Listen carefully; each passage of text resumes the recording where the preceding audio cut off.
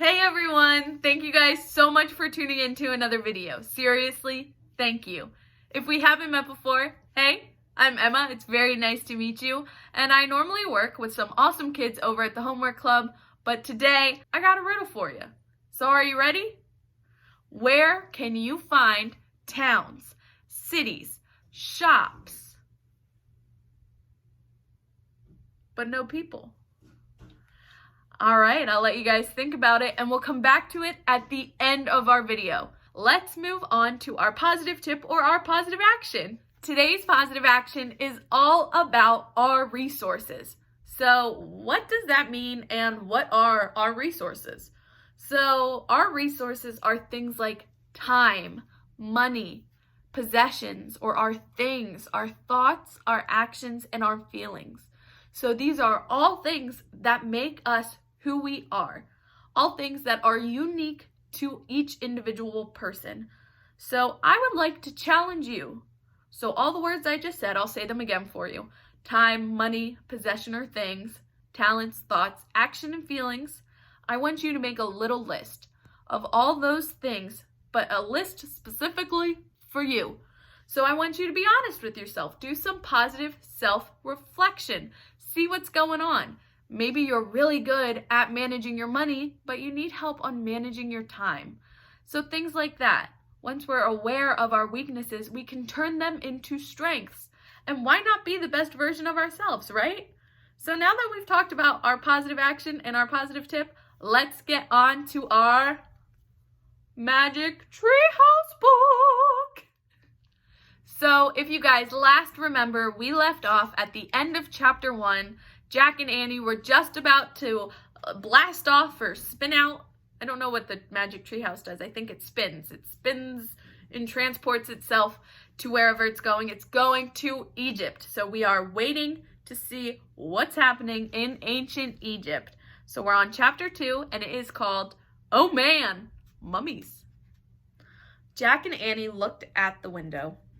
The treehouse was perched on top of a palm tree. The tree stood with other palm trees, a patch of green surrounded by a sandy desert. Meow! Jack and Annie looked down. The black cat was sitting on the base of the tree. His yellow eyes were staring up at Jack and Annie.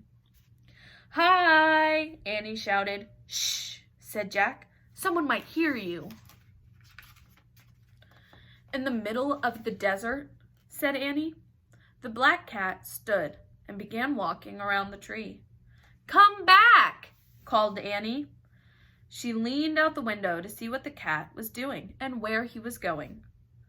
Oh, wow, she said. Look, Jack. Jack leaned forward and looked down. The cat was running away from the palm trees toward a giant pyramid in the desert. The parade was going toward the pyramid, the same parade as in the Egypt book. Here is a picture of the parade.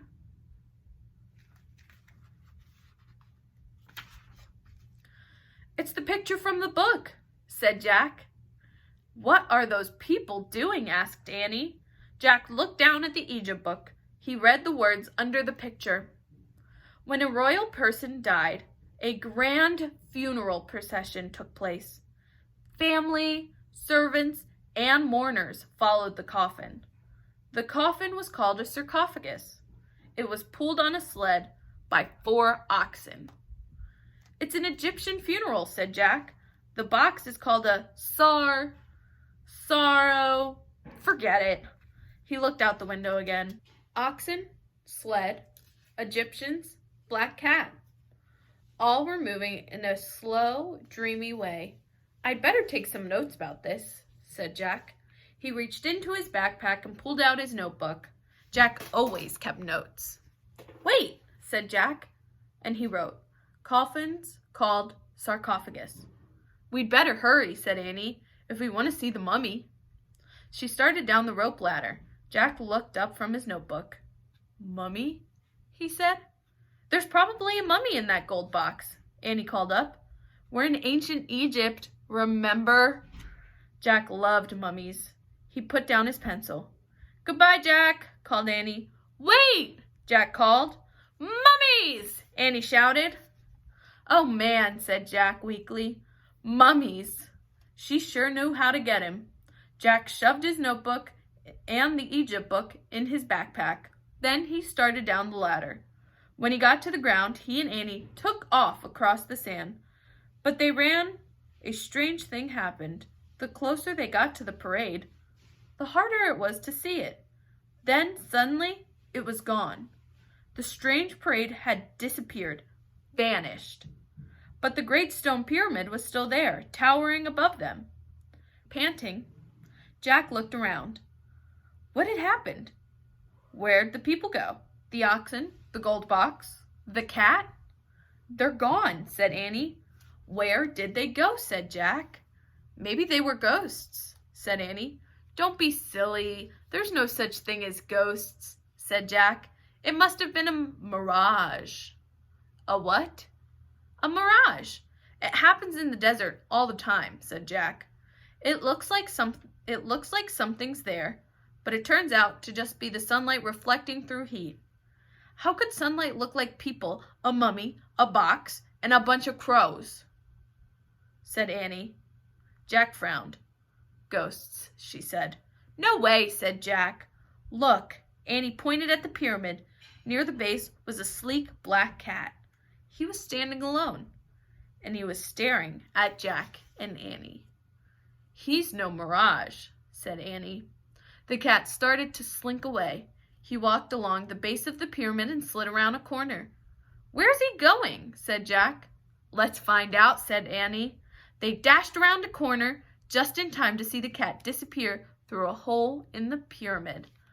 All right, so that's where we're gonna stop. We'll pick up on chapter 3. I'm sure they're gonna sneak into that pyramid and we'll see all the craziness that happens afterwards. But before I leave you all, we have to go over the riddle. So who remembers our riddle? Where can you find cities, towns, shops, streets, but no people? Did you guess it? I think it's a good one. A map! Get it? Because it's all there, but there's no people. Only people are reading it. I hope you guys enjoyed this video, and I hope to see you guys next time. Bye! Thank you for watching.